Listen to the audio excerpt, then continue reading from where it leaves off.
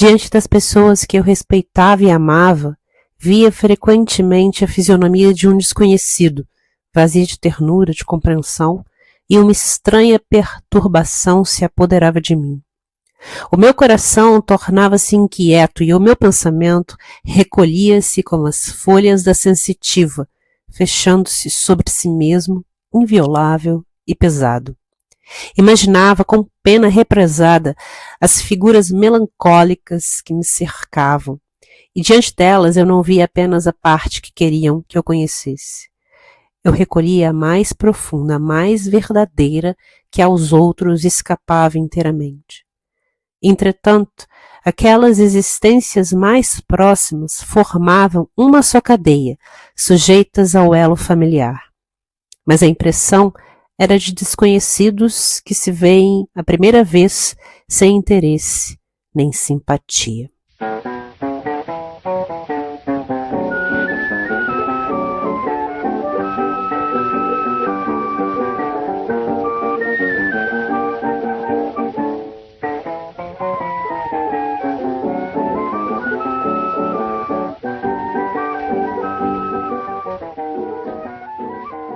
Olá, meu nome é Juliana e esse é o podcast Clássicas Sem Classe, no qual eu procuro dar voz a escritoras silenciadas.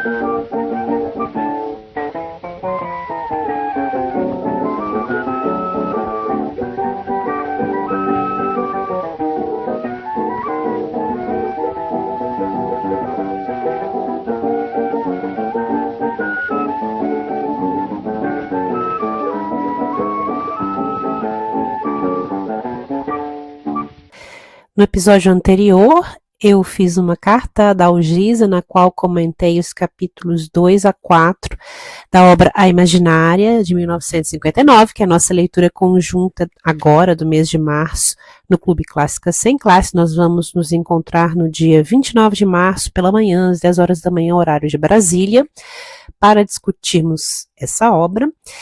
E no episódio de hoje, eu também escrevo uma carta da Algisa, na qual vou comentar os capítulos 5 a 8 desse romance. Então, vamos a ela. Cara da Algisa, aqui me tens novamente, espero que não tenhas se cansado de mim. O capítulo anterior de A Imaginária terminara em uma reflexão sobre o caráter do mal e a sua propensão a cometê-lo, e sobre o caráter circular da vida, né? Ela tem a beleza do círculo. E a circularidade é uma forma que vai marcar também o relato da nossa narradora, Berenice, aqui nesse romance. Ela como que dá voltas sobre si mesma, né? Principalmente quando ela vai relatar episódios difíceis da vida dela. Bom, esse capítulo 5, ele vai se iniciar ainda com uma reflexão da nossa narradora no presente ali, sob a janela de madrugada, uma reflexão sobre a felicidade, né, a natureza da felicidade. Não creio que haja nenhum período feliz na nossa vida, assim começa o capítulo. Continuo, às vezes há uma fase de inconsciência da infelicidade. Então não existe felicidade, o que existe é uma inconsciência de uma realidade, e essa realidade é a infelicidade. Existe aí um hiato entre a ignorância e o conhecimento. Assim como a narradora faz uma ligação entre felicidade e ignorância, ela vai fazer uma ligação, um pouco mais à frente, entre amor e sofrimento. Porque aqui ela vai começar um relato mais à frente sobre amor. Eu vou ler aqui o trecho. O próprio amor, que é a mais verdadeira proximidade da felicidade, não é desligado jamais de um grande e subterrâneo sofrimento. Aqui a gente já pode ter uma textura do relato de vida dessa narradora, né? é uma narradora cética, desconfiada em relação à alegria, à felicidade. Mais à frente, na página seguinte, ela vai dizer: até hoje, quando recebo uma alegria, separo 2/3 da sua intensidade para a devolução, que me será exigida horas depois. Fico apenas com fragmentos. E são esses fragmentos que ela vai nos oferecer um pouco mais à frente, nesse relato.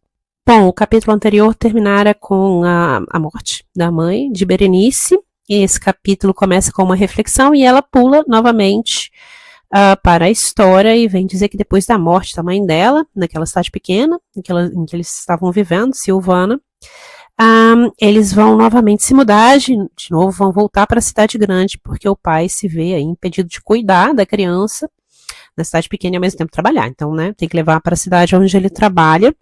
Eles fazem essa viagem de regresso, novamente uma viagem de trem, novamente eles chegam à noite, né? Todas as viagens têm a presença da noite, do escuro, do desconhecido. E quando eles chegam na casa deles, a menina fica um pouco chocada, porque estão lá 2 mulheres que ela desconhecia. Quem são essas mulheres? Isso não fica muito claro nem para nós, leitores. Então, a narradora no presente deixa aí também para a gente esse desconhecido, né? Quem são essas mulheres? Ela mesma não explica, porque ela está fundada aí no desconhecimento dela criança, né? De seu tempo de criança, quando viu essas 2 mulheres ali na casa desconhecidas. A narradora em nenhum momento vai esclarecer exatamente a relação dessas mulheres com o pai, porque elas estavam ali, porque esse é um desconhecimento que ela tinha enquanto criança, quando viveu esse evento. E nós somos lançados nessa perspectiva da criança, como leitores. Eu acho muito interessante esse movimento da narradora de deixar vários episódios-chave um pouco em branco pra gente. Tem várias cenas em que ela não mostra eventos, a pessoa que compõe a cena, eventos que foram cruciais para se chegar a essa cena, mesmo diálogos em que ela fala, esqueci o que fulano falou, ela deixa espaço em branco ali pra gente, o que é próprio da natureza fragmentária da memória, e ela acabou de nos falar aqui, né, que ela ficou apenas com os fragmentos da alegria. Então essa é uma narrativa pontuada pelas ausências do que essa menina Berenice ainda não compreendia nesse tempo.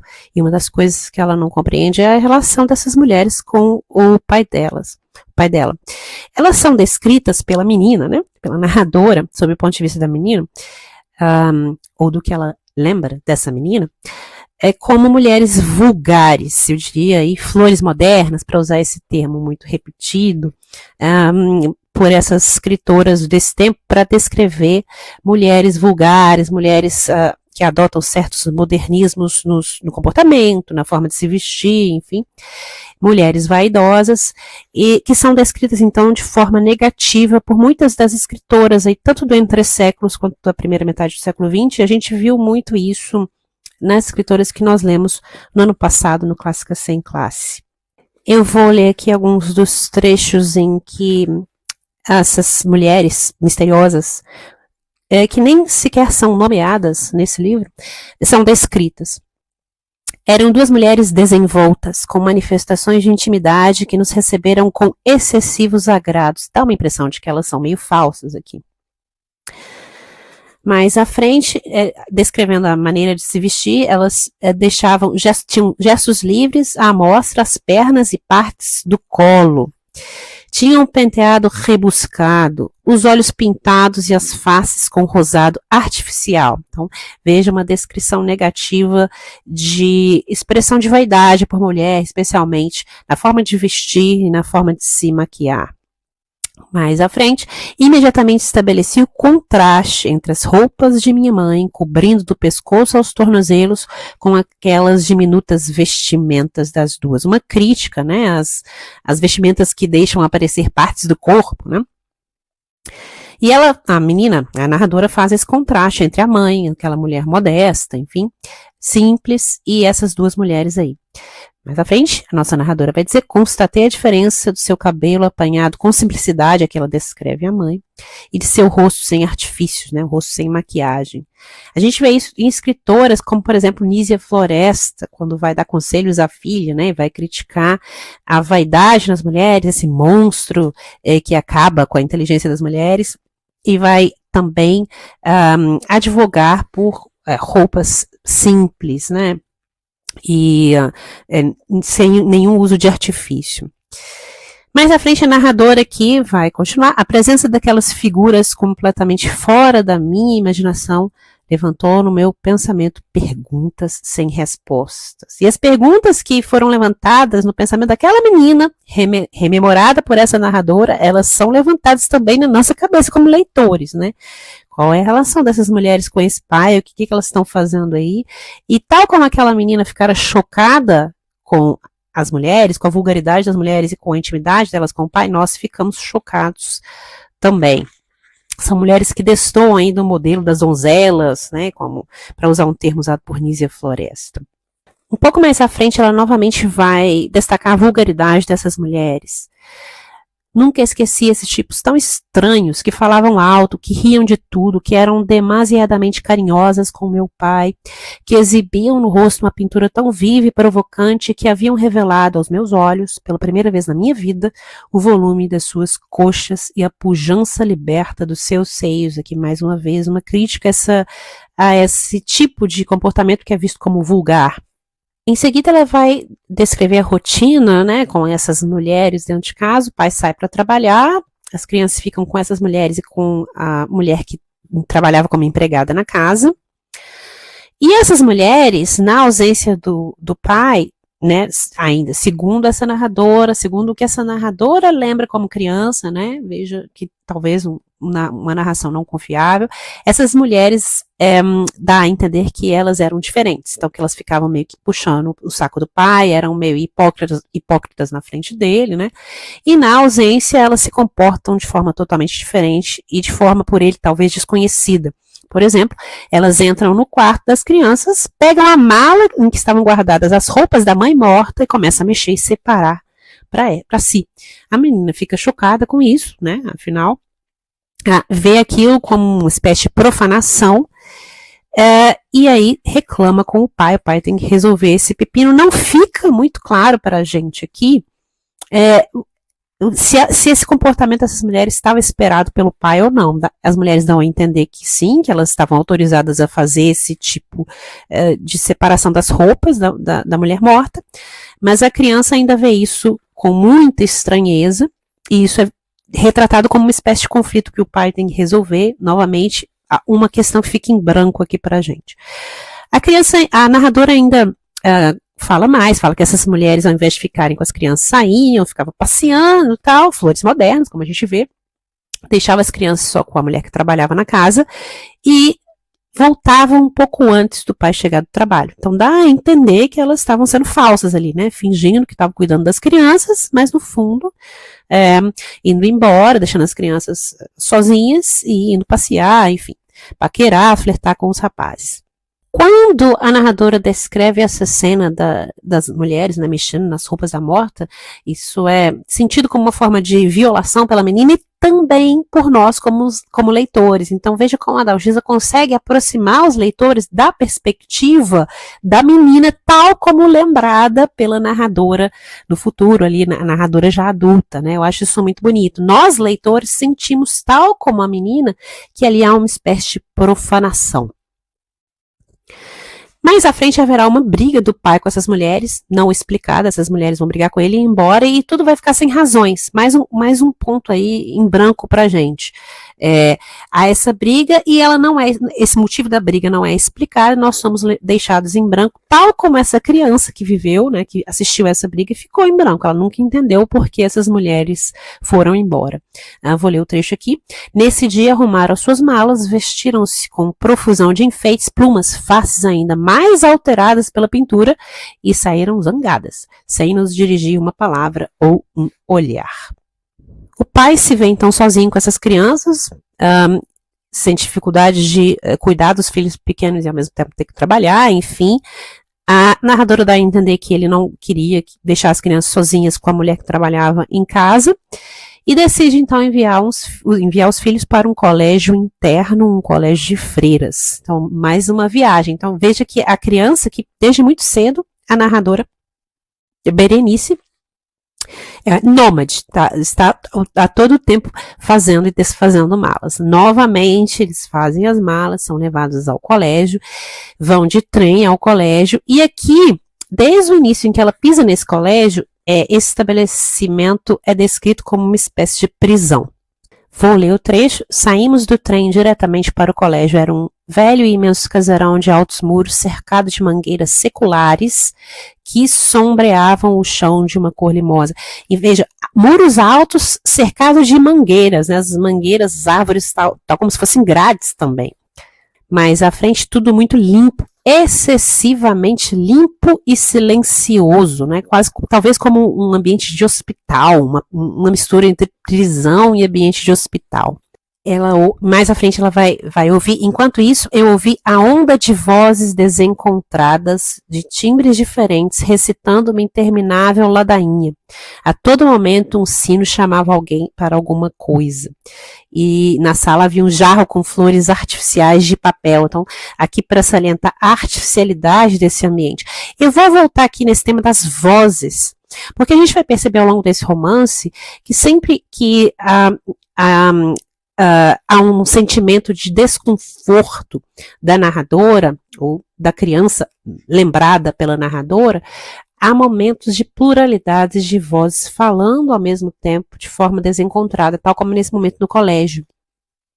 Mesmo no primeiro capítulo, quando a narradora está ali naquela madrugada, refletindo, vai iniciar o seu relato de vida, ela ouve vozes desencontradas.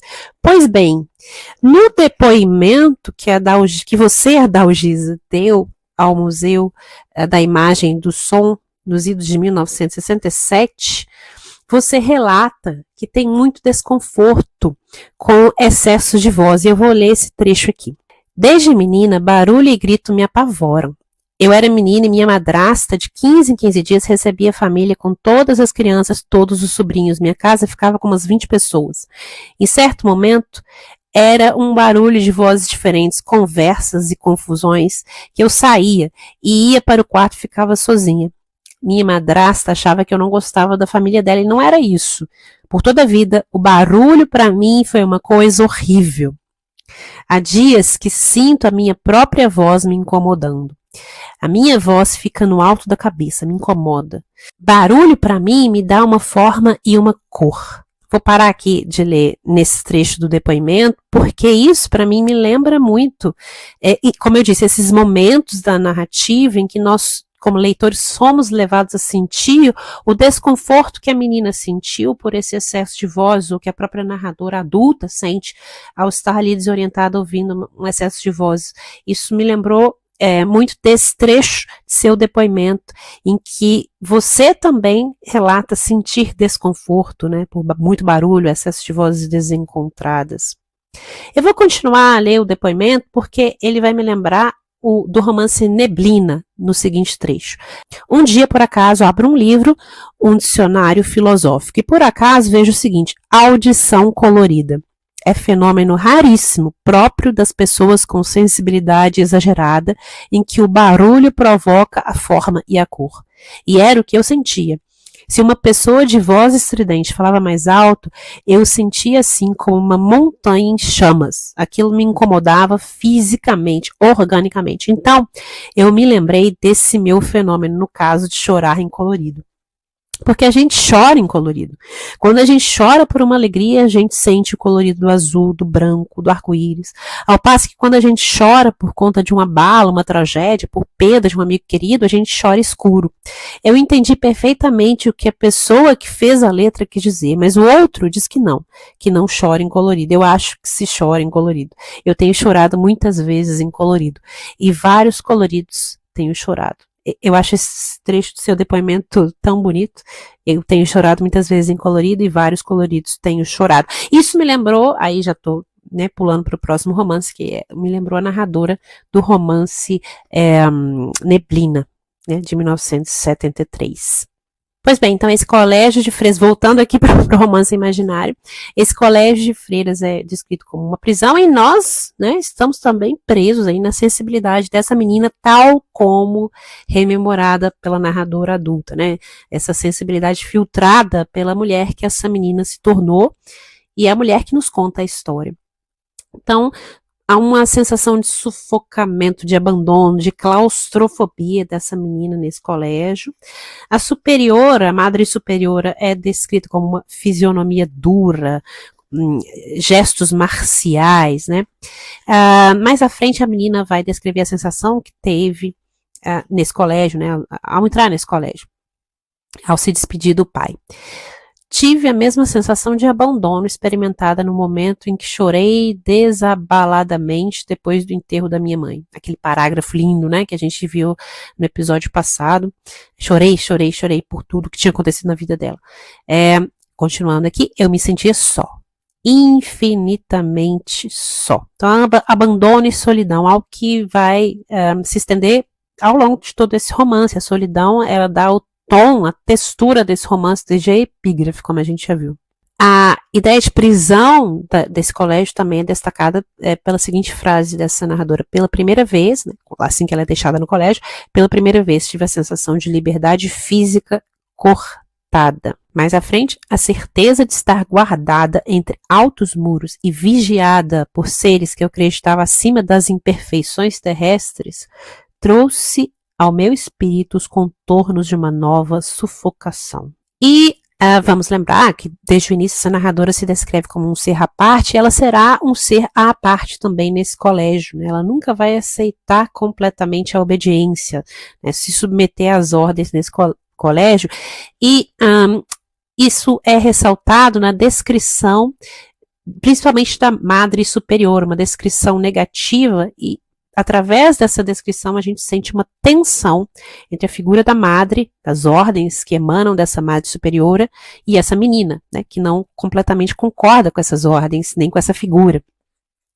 Então, a fisionomia da madre é uma fisionomia dura, ela caminha marcialmente, e ela espalha, então, essa expressão de autoridade. E eu vou citar um trecho.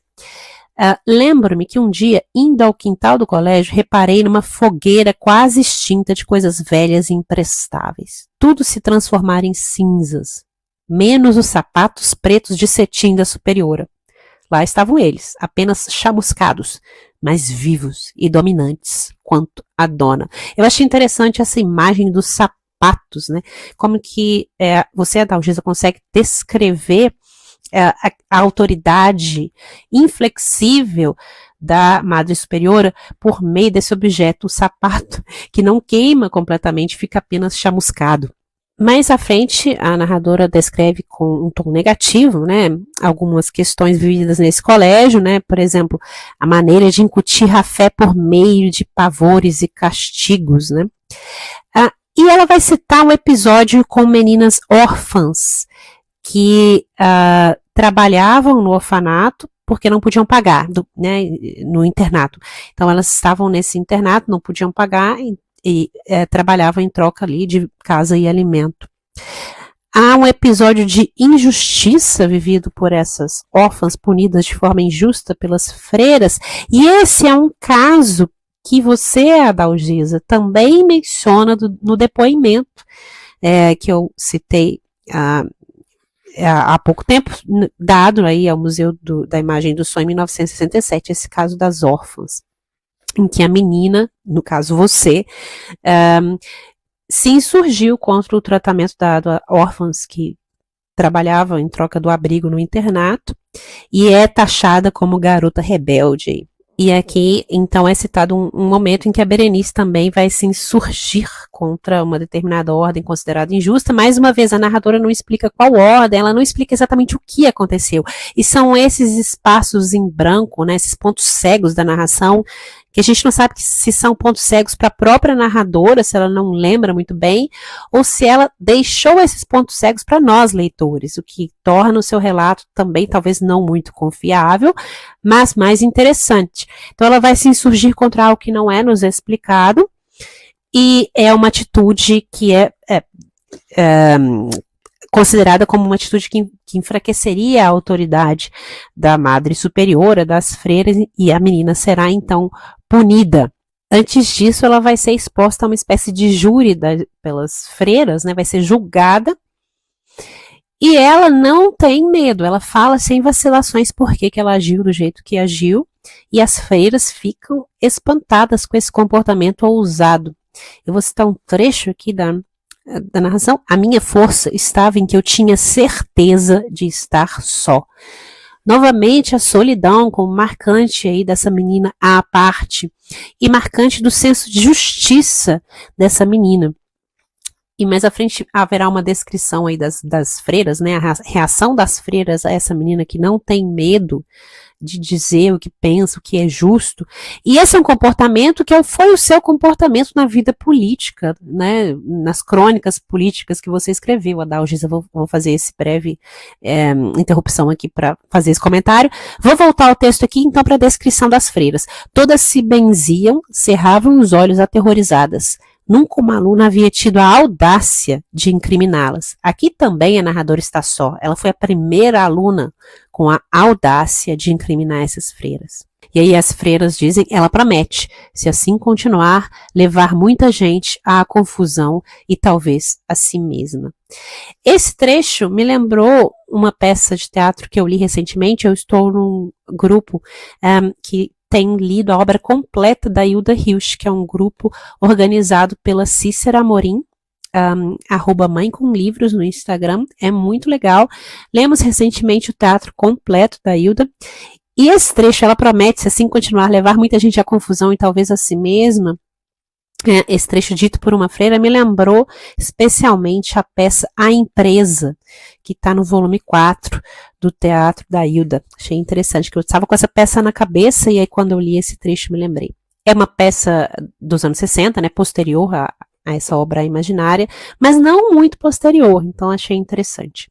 A partir então, Berenice foi a ovelha negra desse colégio, tudo que acontecia de errado eles achavam que era ela, né, deve ter sido Berenice que fez. Aqui ela já vai começar a fazer uma reflexão mais geral, ela vai sair do presente para fazer uma reflexão mais geral, que eu achei interessante, que vai remeter àquele fato de que ela, a narradora, às vezes, em muitas cenas aqui, chama a si mesma, né? Grita, Berenice, cadê você, Berenice? Tal como nós, leitores, gritamos, Berenice, cadê você, Berenice?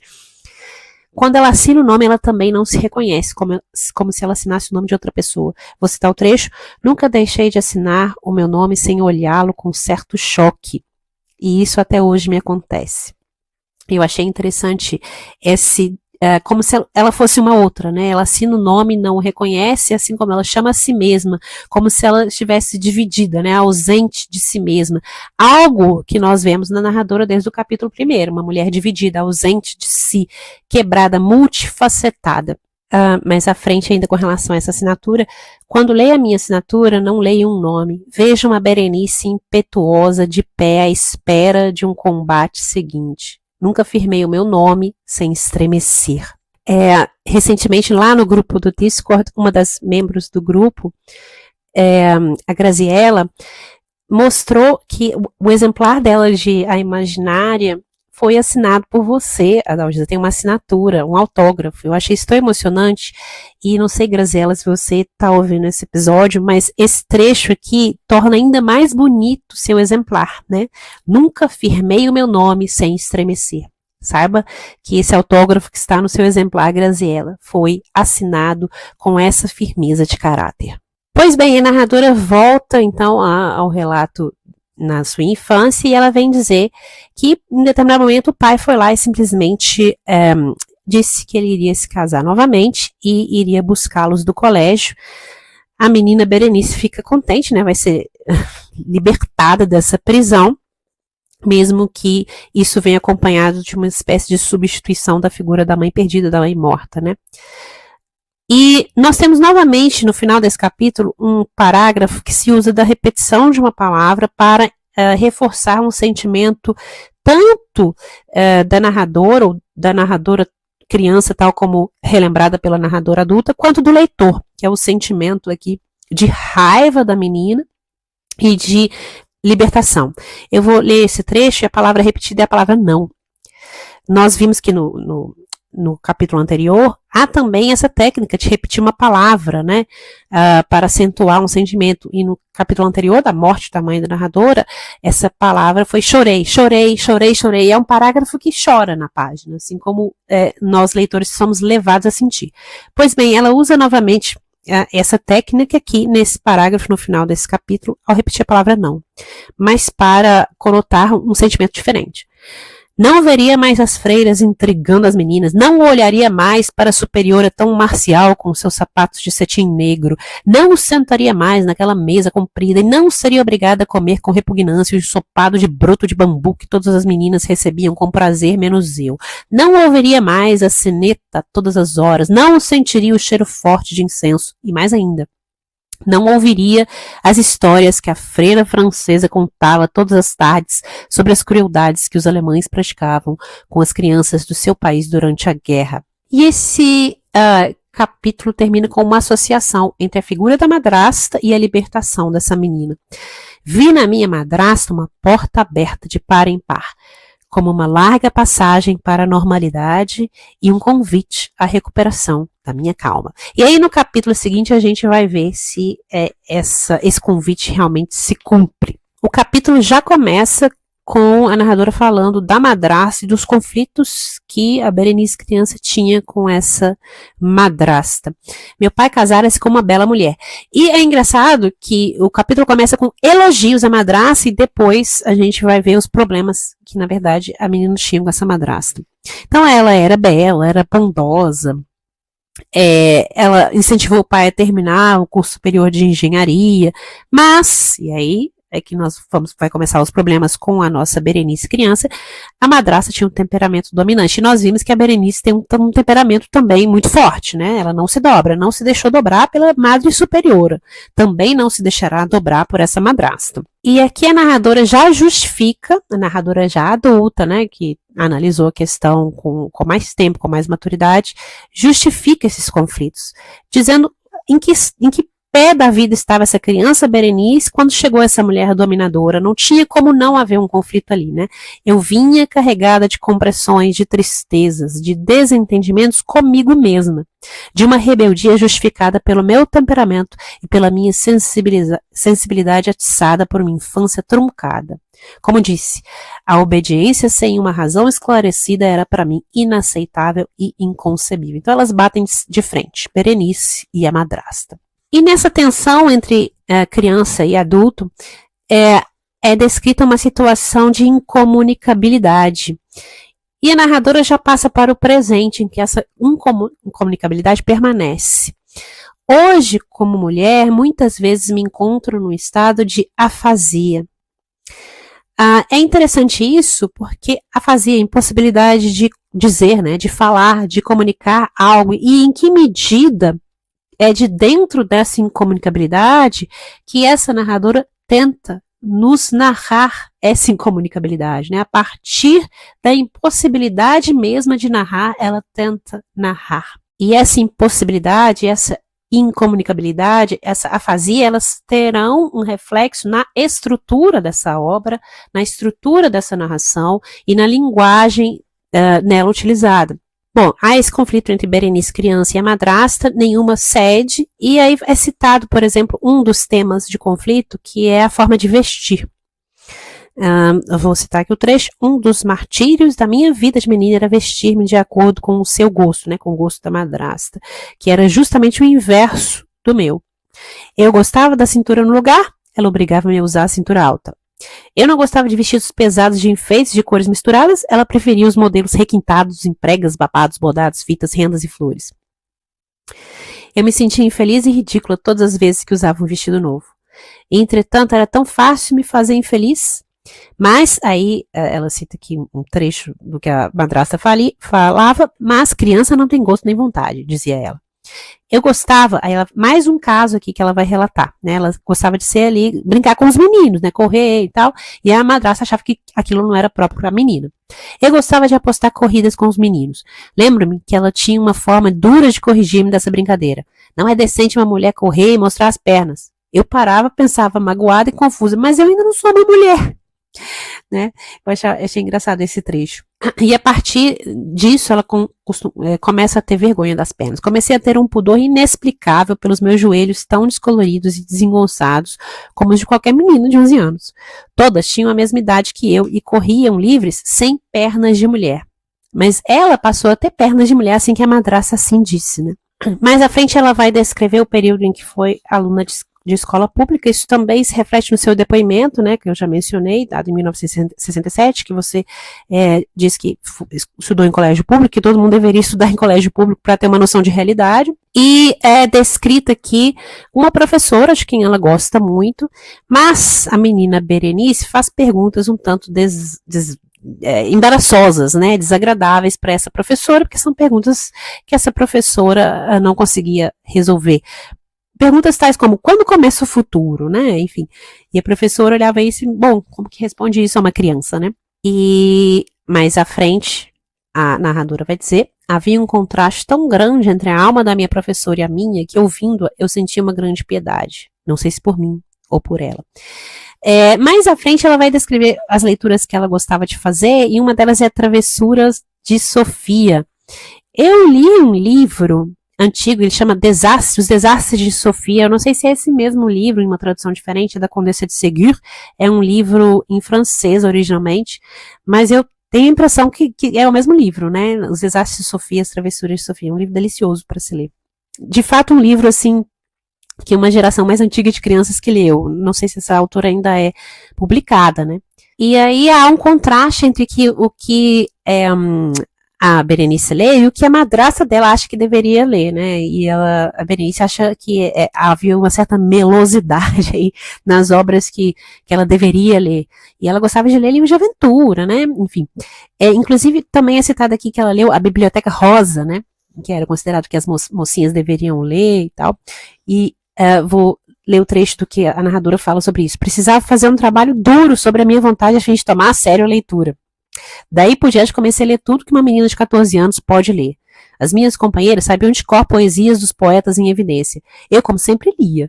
Gostava ou não, mas decorar, jamais. Porque tinha aquela coisa na escola de decorar poesia, né? Declamar poesia. Eu também tive esse tipo de ensino na minha escola, mas acho que hoje em dia isso não é tão popular, né?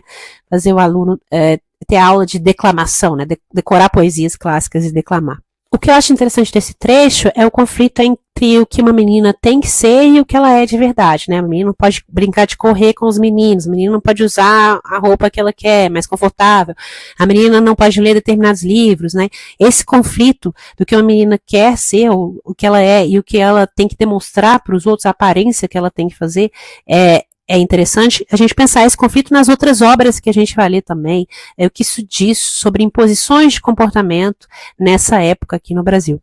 Continuando o relato, a narradora vai falar esses casos que eu acho deliciosos, que são um tanto bizarros, assim. Ela vai falar, por exemplo, dos vizinhos, né? Uma vizinha viúva que tinha uma filha e um filho, e tinha sido casada com um médico, o médico faleceu, tinha um retrato lá feito a óleo na sala, e essa vizinha, a Berenice vê essa vizinha comentando com a amiga, tinha um corpo belíssimo, falando do marido, né, do ex-marido, né, enfim, do marido morto, tinha um corpo belíssimo, era gordinho e possuía duas lindas covinhas nas nádegas.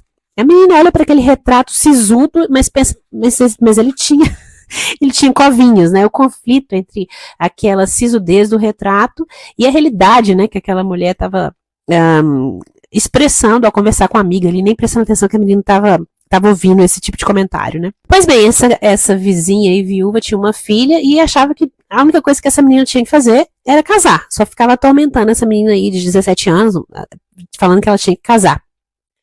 E acho muito interessante um comentário que a narradora faz. Havia nessas duas mulheres um recôndito pavor de não encontrarem um homem capaz de realizar aqueles dois sonhos. São dois sonhos, né? O sonho da mãe de ver a mulher casada e a menina que acha que não pode fazer mais nada, tem que casar antes de qualquer coisa. O filho dessa viúva já tem um outro sonho, já tem uma outra expectativa. Ele estuda, né? E ele é preocupado com a carreira. Estava sempre estudando, preocupado com a carreira. O que eu acho interessante nesse trecho é a diferença dos sonhos, né? Que são possíveis a duas pessoas. O menino podia sonhar com a carreira, né? A menina não. Ela não podia nem ter um sonho próprio. Ela tinha que absorver o sonho da mãe de que ela tinha que casar. Mais um trecho aí que a gente pode observar uma prescrição de comportamento à mulher nessa primeira metade do século XX aí no Brasil, e como essa prescrição se repete ou não de forma direta ou indireta nas outras obras literárias que a gente vai ler desse período. Pois bem, então essa menina é pressionada para casar em contraste com o irmão dela, que podia ir se dedicar à carreira. E a narradora vem olhar com uma lupa essa família, E aí vem a parte bizarra do relato, porque ela vem dizer que essa viúva, ela tinha uma obsessão pelos pés. Vou citar um trecho. Eram a única coisa verdadeiramente bela que possuía, os pés. E disso orgulhava-se. Tratava-os com cremes, massagens diárias, líquidos perfumados. E ela tinha uma mulher que trabalhava para ela. Inclusive, a forma como essa mulher é descrita é racista aqui no texto. E essa mulher é incumbida de fazer cafuné na patroa. E essa cena é descrita de forma bizarra. Então, esses momentos bizarros da narração, que parece um pesadelo, não parece a vida real, parece um pesadelo dessa menina, é que eu acho interessante também. Ele dá uma textura diferente a esse livro e ao relato dessa narradora, né? Quão confiável essa narradora, né? Enfim. Essa menina viu isso, ela imaginou isso. Então, eu vou citar esse trecho bizarro. A velha abria uma fava de baunilha e retirava centenas de minúsculas sementes negras e espalhava os quase invisíveis caroços entre seus cabelos. E depois ordenava a criada que catasse as sementes com movimentos demorados até adormecê-la. A narradora olha para essa mãe, né, se comportando desse jeito, olha para essa menina, inclusive a filha dessa viúva, e faz uma reflexão, né? O desespero dessa mãe querendo casar a filha rapidamente como para se ver livre de um objeto incômodo, né? A forma diferente pela qual é tratada a filha é um objeto e o filho. Mais à frente, ao sentir uma certa pena dessa menina, né, forçada aí a ter um só sonho, o sonho da mãe de que ela se casaria, quem a encerrara nessa prisão afastada dos seus sonhos e ambições naturais de moça? Eu olhava para sua mãe deitada com os pés tratados com cuidados extremos, como se fossem filhos muito amados. Esse é um trecho que eu acho essencial também para a gente pensar prescrições de comportamento feminino nessa época. Mais um núcleo familiar bizarro vai ser descrito aqui. Outra família de vizinhos, um casal que tinha uma filha um pouco mais velha do que a Berenice, e eles tinham na sala de visitas nada menos do que um bode empalhado. Mais uma cena bizarra aí. Por que esse bode, né? E aí a Berenice pergunta à menina, né, por que tem esse bode. A menina fala que era um animal de estimação. E a Berenice, é bizarro ainda, continua bizarra essa questão, né? Bode empalhado, animal de estimação, como que é isso? Berenice continua a indagar sobre a questão e aí isso é esclarecido, eu vou ler o trecho para vocês. O bode pertencia à sua família como pessoa. Desde pequenino o animal fora habituado na companhia da filha, dormia no mesmo quarto, almoçava e jantava o mesmo menu, e na mesma hora e na mesma mesa. Ficava de castigo quando a menina merecia e quando adoecia o bicho ficava na mesma cama. O bode tomava banho de chuveiro e usava um talco especial para diminuir o seu odor desagradável. Jamais comera capim, fora sempre alimentado com comida de gente. E um dia, por descuido das pessoas da casa, o animal ingerira coisas naturais, a sua qualidade de bicho, e morrera. Gente, essa história do bode é outro momento, assim, precioso do relato, porque tão bizarro, né? O bode era ali um membro da família tratado como um ser humano. E aí, quando ele volta a ser animal, né, como uma coisa própria de sua natureza, é que ele morre, né? Ele não pode existir como um animal nessa família. Ele tem que ser humanizado, tornado aí algo diferente do que ele é. E é engraçado que a narradora vai continuar essa reflexão para depois fazer uma reflexão sobre as mulheres, né? Talvez seres aí que são forçados a se mostrarem como algo diferente do que elas são. Eu vou citar o trecho. Jamais olhei para o bode sem sentir piedade e repugnância.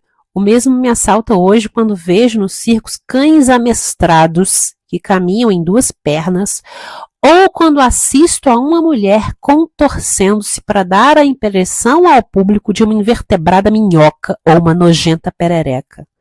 Nunca recebi com naturalidade essa tendência que há nas criaturas em deturpar a finalidade das coisas, dos objetos, dos animais e delas mesmas. Acho uma reflexão também interessante para a gente pensar prescrições de comportamento para as mulheres daquele tempo. Tratadas como objetos, assim como a viúva tratava a filha, forçadas a terem um sonho, uma missão que não têm naturalmente, forçadas a parecerem algo que não são, tal como esse bode empalhado no canto da sala. A narradora então vai reiterar sua condição aí de pessoa à parte, algo que desde o primeiro capítulo a gente está lendo. Ela vai então fazer um movimento do passado, né, desse ato de rememorar para o presente novamente, vai fazer esse movimento particular ao geral, vai fazer uma reflexão. Eu li o trecho que eu comecei esse episódio, é desse capítulo, e ela está novamente nesse presente, em que ela está à janela, de madrugada, desesperada, e faz uma reflexão em que, novamente, uma palavra vai ser repetida. Veja que há uma tendência a terminar os capítulos com uma sequência de repetição de palavras que vai dar ênfase a um determinado sentimento da narradora, ou também vai dar ênfase a uma necessidade de criar um sentimento no leitor. E nesse trecho aqui, a palavra que é repetida é a palavra todo. Há momentos em que sinto toda a força da vida condensada em mim, todas as liberdades intangíveis nas minhas mãos, todas as linguagens do universo deitadas na minha língua, todos os espaços dominados pelos meus pensamentos, todas as misérias e desgraças sobre os meus pés, toda a humanidade reduzida a um só número pequenino, toda a unidade dos sexos na minha vontade, todos os ventres fechados sob o meu olhar e todas as sepulturas abertas sob o meu gesto. Né? Novamente esse capítulo, esse parágrafo com repetição de palavras. E essa repetição da palavra todo, tudo, todo, reforça esse caráter deslocado, né? Esse deslocamento do ser da narradora. O capítulo novamente termina no momento presente em um sentimento aí de desordem, de solidão dessa narradora. Eu vou citar um trecho. Numa desordem de impulsos, num emaranhado de recordações, com a visão deteriorada, acaricio a fonte de minha alma, como se o fizesse a uma criança desprotegida e exposta à solidão das ruas em horas noturnas. A mulher no presente, a mulher adulta, está acariciando a própria alma como se fizesse a uma criança. A criança que ela foi e que ela está a nos relatar. O capítulo seguinte começa com o amor, com o primeiro amor, né? E o amor descrito como uma nova paisagem interna da personagem. Como um dia para todo adolescente, eu senti que amava um homem. Conheci então uma nova paisagem da minha alma. Em seguida, ela vai ter todo um parágrafo que há uma aproximação, uma comunhão da narradora, dessa narradora apaixonada adolescente, né? A memória que ela tinha de quando ela era adolescente, comunhão com a natureza, uma espécie de metamorfose. A gente viu que comunhão com a natureza é algo que desde o primeiro capítulo é reforçado. Lembremos que quando a Berenice era muito nova, ela queria se transformar em árvore. Então, a todo momento, nós vamos ter esse elemento de comunhão com a natureza como algo marcante, expressão desse caráter da narradora como um ser à parte. E ela descreve esse amor como um processo de metamorfose. Houve atritos aí entre o homem que ela amava e a família dela. Ela é levada a um colégio interno, lá novamente ocorre um processo de confinamento, ninguém a visita, ela resiste a essa situação. Eu vou citar um trecho aqui. Aquele isolamento injusto, como se eu estivesse contaminada por uma peste, como se eu fosse um foco de intranquilidades e maldições, foi levando-me ao desespero, e sentindo que nada mais eu deveria esperar de suave e compreensível, um dia tentei contra a vida. Antes que o pior acontecesse, então, o pai acaba consentindo com o casamento, mas a família não comparece à cerimônia, ela é basicamente abandonada pela família. E ela se casa, então, aos 15 anos e vem descrever, finalmente, o marido. O marido era velho, cerca de 6 anos, eu não pude deixar de lembrar, a Dalgisa, que essa era a diferença de idade aí entre você e Ismael quando se casaram também. Ela vem dizer, então, que passa a viver com a família do marido, né? Lá vivem ela, o marido, a avó do marido, a tia solteira dele e a mãe. E logo nós vamos ver que esse é novamente um ambiente um tanto surreal e cheio de conflitos. Mas ela, voltando, é abandonada pela família e ela sente saudades. Mas essas saudades vão acompanhá-la dentro da solidão em que ela foi deixada. E tem uma cena aqui bonita em que ela vê uma pessoa, uma vizinha ali, de onde ela estava morando, né, com o marido, vestida com a roupa da irmã dela, e ela sente saudade. Vou ler esse trecho. Lembro-me de que um dia vi uma menina pobre que morava ao lado de minha família. Vestia ela uma roupa usada da minha irmã menor. Quando reconheci o vestido, senti uma tão grande ternura que tive vontade de pegá-lo, de abraçá-lo e afagá-lo como se fosse a minha própria irmã.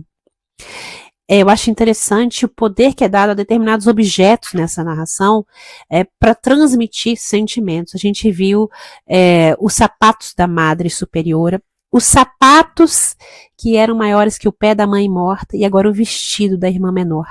Bom, o marido é descrito de uma forma muito positiva, né? Ele espalhava na vida da narradora claridade, mas a relação com a família era totalmente bizarra.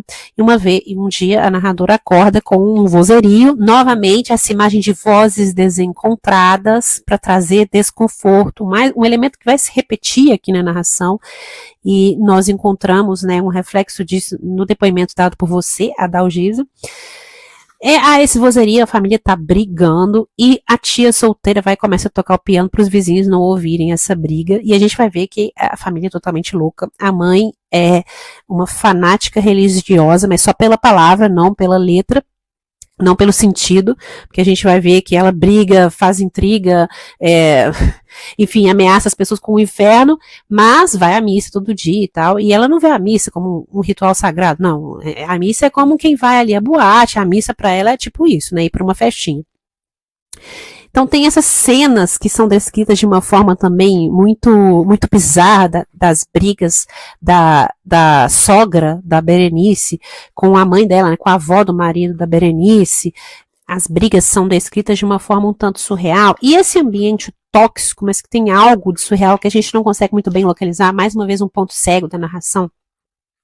Há algo de estranho aí, a gente não consegue muito bem sinalizar o que. Ele me lembrou muito um outro romance, na verdade, nem é brasileiro, um romance espanhol, também da primeira metade do século XX, que é o romance Nada, de Carmen Laforet, que também há uma atmosfera familiar bem tóxica ali, mas descrita com um certo surrealismo, mas o surrealismo ele está apenas nas entrelinhas. Tudo que é descrito ali compõe algo que pode ser real, mas tem algo que você não consegue localizar, não consegue colocar o dedo e que é surreal, que está nas entrelinhas. Essa textura, essa atmosfera que eu vejo no romance Nada, da Carmen, eu vejo aqui também no seu romance, Adalgisa, romance Imaginária.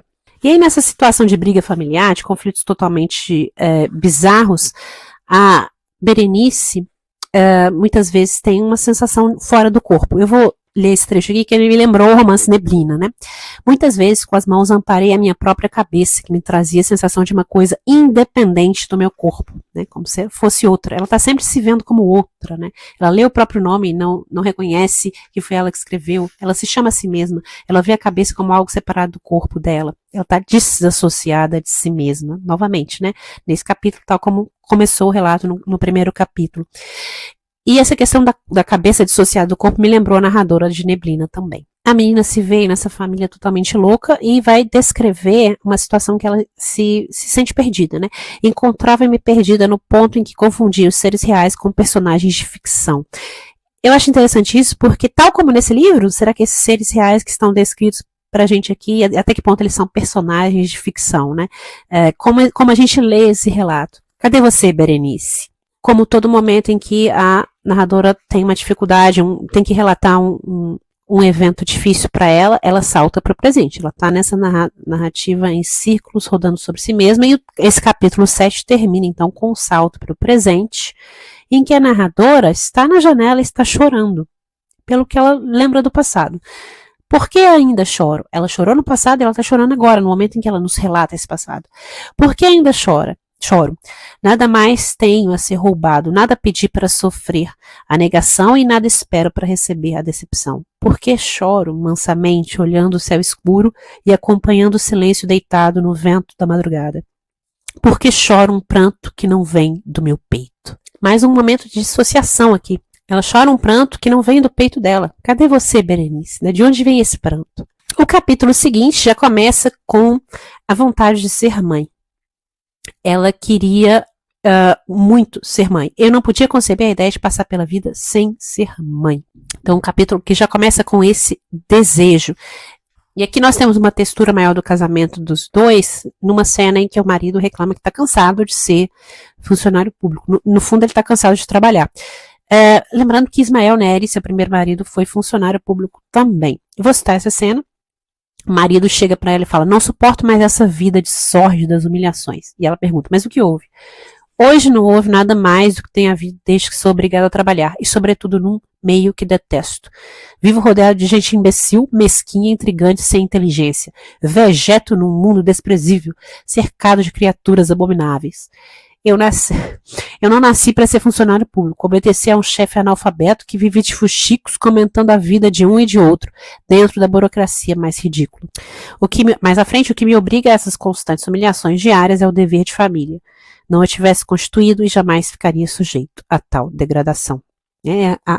A esposa tem que ouvir isso, né?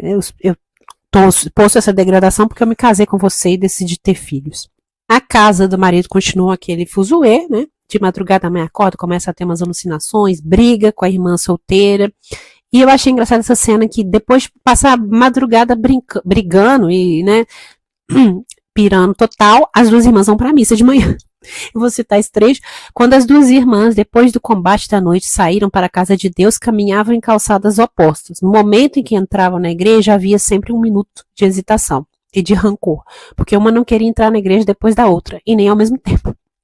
Ficavam se olhando e, de repente, como se estivessem enganando-se mutuamente, projetavam-se de um arranco para dentro.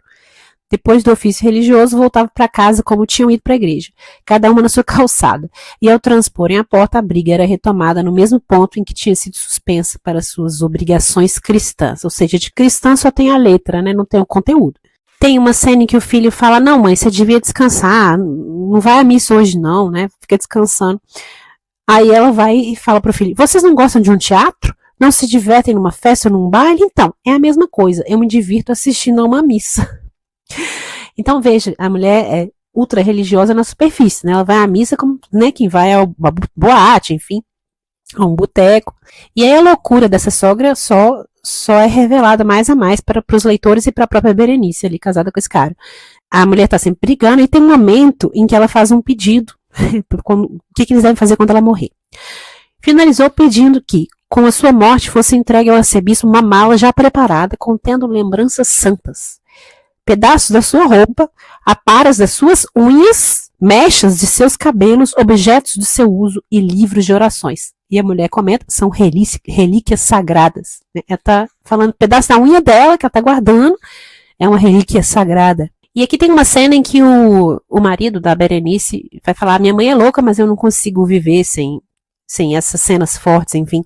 Essa cena é refletida no filme Ismael e a Dalgisa, que é um filme, um curta-metragem, né, de meia hora, sobre em parte, sua biografia, a Dalgisa. Eu achei interessante como essa cena aqui do romance imaginário é refletido naquele filme. Bom, a nossa narradora vai continuar a viver nesse ambiente tóxico. A avó do marido dela vai falecer. A situação não vai melhorar porque a tia solteira está pensando ali nos bens, né, nos bens da família. A sogra da Berenice está culpando a moribunda, né, a mãe dela, de coisas de alucinações que só estão na cabeça dessa sogra. Um ambiente tóxico. E esse ambiente é visto então como outra forma de prisão, de claustrofobia. Eu vou ler o trecho em que a narradora diz: via-me cercada de muros altíssimos e a vida fustigando-me e ordenando implacavelmente que eu saltasse fora deles. E nesse momento ela pensa na maternidade, né? Ela teve um filho e vê esse filho não apenas como redenção nessa situação, mas como um dever. Ela tem o desejo novamente de se abstrair de si mesma. Mas ela pensa: mas e meu filho? Eu não representava mais uma coisa isolada que livremente se determina ou indetermina. Mais à frente: e o meu filho tornou-se o meu dever a cumprir. E assim termina esse capítulo. A personagem está ali vivendo um momento que quer abstrair-se de si mesmo, né? Se dissipar, se matar, mas se abstém disso em nome do dever que tem com o filho que ela gerou. Bom, é isso. A Dalgisa, assim como há diversos momentos em que essa narradora passa por uma sensação de claustrofobia, esse é um relato que também nos deixa com essa sensação claustrofóbica. Nós estamos presos a essa perspectiva dessa narradora e estamos presos nesses muros que ela se vê instada a pular, mas não consegue. nós ficamos com essa sensação, com essa dúvida em saber, será que no restante do relato essa personagem vai conseguir realmente pular ou quebrar esses muros que a constrangem, e em que medida essa narração é uma quebra, né? Uma forma de a personagem pular, avançar, quebrar esses muros. Eu deixo essa pergunta com você, Adalgisa, e espero encontrar a resposta nas próximas cartas que vou lhe enviar.